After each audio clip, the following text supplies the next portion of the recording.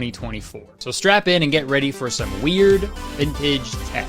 So transparently, the main problem I'm facing right now in my life is iPad baby syndrome. I think we caught it early enough where it's treatable, but I think it's still a big issue in my life. I can't stop scrolling, dude. I know I'm not supposed to, but it's tough. Call me crazy, I love watching silly little videos, okay? And so do you. You're literally watching one right now. You know, it got me thinking. Maybe making this video can help me kick my addiction to watching silly little videos.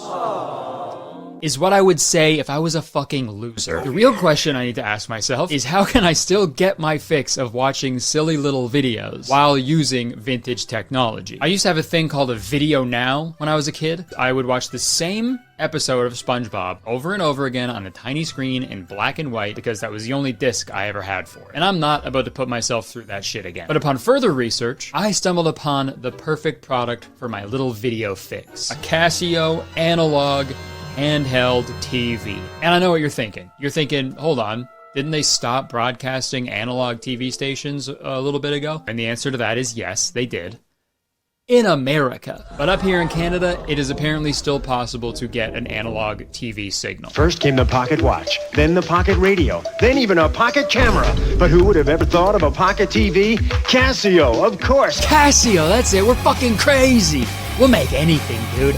We made a wristwatch that can kill God. The Pocket TV by Casio. This TV is smaller, lighter, sharper, and brighter. Yeah, this seems pretty awesome. I've never used a portable TV, but I assume it relies on like a strong signal to work like at length. So I imagine back in the day, using one of these like while you're on the go was like next to impossible. Stop the bus! Stop the fucking bus right now! Okay, let's stop. Now put it in reverse.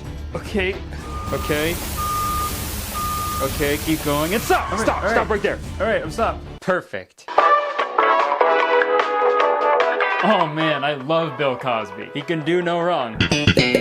But I found a portable TV on eBay. I got it. And for my next vintage tech product, I was thinking about the other things we do on our phones aside from just watching videos. And that's when I remembered the 3 humongous camera lenses on the back of my phone. I gotta find a camera. And not just any camera, okay? One that I can easily take with me wherever I go, and one that can also show me the pictures as soon as I take them. And that second feature is the thing that made finding this product especially difficult. I looked at some Polaroid cameras, I was toying with that idea. I used to have one called an iZone when I was a kid that looked like a fucking stapler, and I loved that thing. I was gonna get that one for old time's sake, but then I stumbled upon the perfect product. It was released in 2001 by those fucking crazy, unhinged, lawless, depraved bastards over at Casio, and it's called the Casio wrist camera. I can't find any commercials for this, unfortunately. The only ad I could find was on eBay, someone who's like listing this magazine ad for sale for some reason. Time for your little black book to grow up.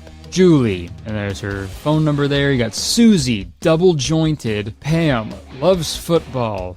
Debbie, from Dallas. The Casio digital wrist camera watch. You're out having a good time. Then you point your Casio digital wrist camera watch and click a few black and white photos of a girl you dig. No, you don't. Hold on. No, you don't. You shouldn't do that. But you don't want to use all 100 images on one girl. Type in her name, number, and other info so that you can give her a ring later. Then download the images to your PC with the free PC link kit. You can also upload those images to your Pocket PC or Palm with our free software available at Casio.com. Pretty cool for $199.95 digital wrist camera that also tells time. Holy shit. Interesting marketing tactic, I'll give you that. Yeah, I think that'll work out really well. Ladies, just imagine. You're at the club, partying, drinking with your girlfriends, you're having a great night, and then some guy walks up to you with his fucking 007 spy watch and fucking snaps pictures of all your faces. But not only that, he uploads them immediately to his fucking Pocket PC, where you'll join his extensive database full of hundreds of other random women he's seen. And they say chivalry is dead. I also love the last line. Pretty cool for a $200 digital wrist camera that also tells time. Like, yeah, it fucking better tell time. It would be wild if you were wearing one of these watches and it didn't even do the main thing that a watch is supposed to do. Hey man, you got the time? Yeah man, for sure. It's about 1:45 Rebecca. Awesome, thanks dude. Hey, is that a Casio? No, this is a Casio. Oh! And I actually found one of these wrist cameras on eBay, so that's right, wrist camera secured. Full transparency, this video started out as me trying out weird as seen on TV products, which I honestly might still do, so if you guys want to see that video, leave a fucking comment. But the as seen on TV product that spawned this video is a little device called My Lil Reminder. If you were around my age, you probably saw this commercial a million fucking times, especially when you stayed home sick from school, because this dominated the daytime commercials, dude. It was the Everest College guy yelling at me. Pick up the phone and make the call. Why are you making it complicated? And then this commercial. Where did I park my car? Oh, no. Yeah. Terrific line delivery. Where did I park my car? Oh, no. It's called My Lil Reminder, the digital voice recorder that records without tape, Blue section, row 18. then reminds you later. Blue section, row 18. Okay, I see how that could be helpful, I guess. But I feel like if your memory is that bad, you should be in a home. Like your own home or a retirement home, you shouldn't leave. Okay? Like if you can't remember that, there's gonna be a lot of other shit you can't remember too. Then you also have to remember what kind of car you have. You gotta remember where you live. You gotta remember how to get where you live. I imagine her purse is just full of My Little Reminders, each telling her a separate detail about her life. Milk, juice, butter, and eggs. Then play back your reminder when it's time. I guess she clearly needed the reminder because all she needed was... Oh shit, I forgot already too. But she needed the reminder because all she needed was milk, juice, butter, and eggs. And then you look at her grocery cart, she already went rogue and bought a bunch of other shit she didn't need. That's left on Main Street, then go 2 miles and right on out. Yeah, kids, that's how we got around before, you know, GPS, Google Maps, and everything. And the voice recordings are pretty short on it, so if you're going for like a really long drive, you gotta talk like super fast. Drive north on Main Street for 2 miles and left at University, and follow that for 4.5 miles, and merge onto the 403 highway going westbound, and stay on that until your car runs out of gas. Okay, yeah, so it's just a glorified voice recorder where you can record little messages that you can play later to remind yourself of things. But also, for some reason, it has a flashlight. My Lil Reminder even has a built-in LED flashlight. Just in case you forgot to remind yourself to pack a flashlight. And I'm actually a really forgetful person, so I'm really excited to try this out because, oh yeah, I got one. I got my little reminder. Let's actually give it a try really quick.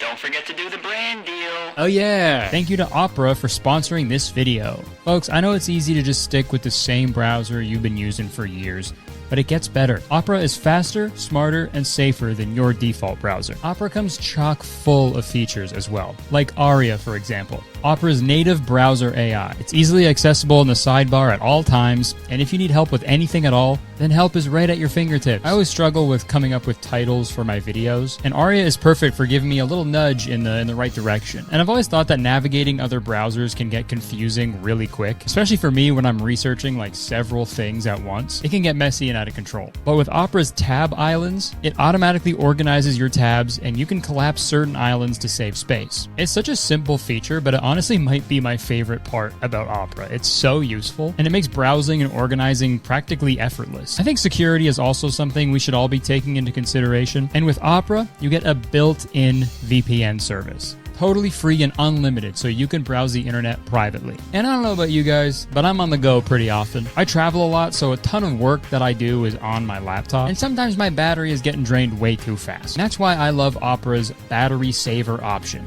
It's activated with just one simple click, and it allows me to browse up to 1 hour longer. Think about how many fart sound effects I can add with that much time.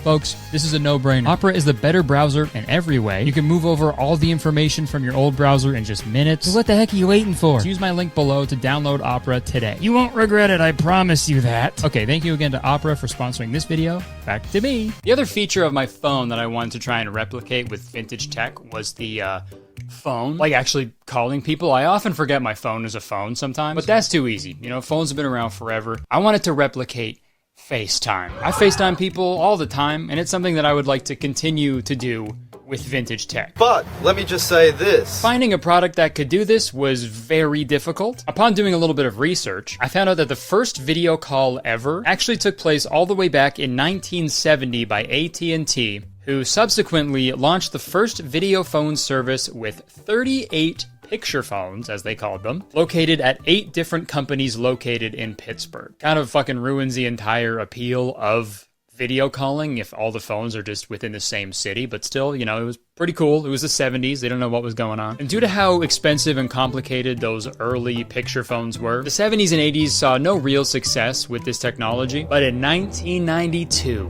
AT&T swung for the fences. They took another whack at it.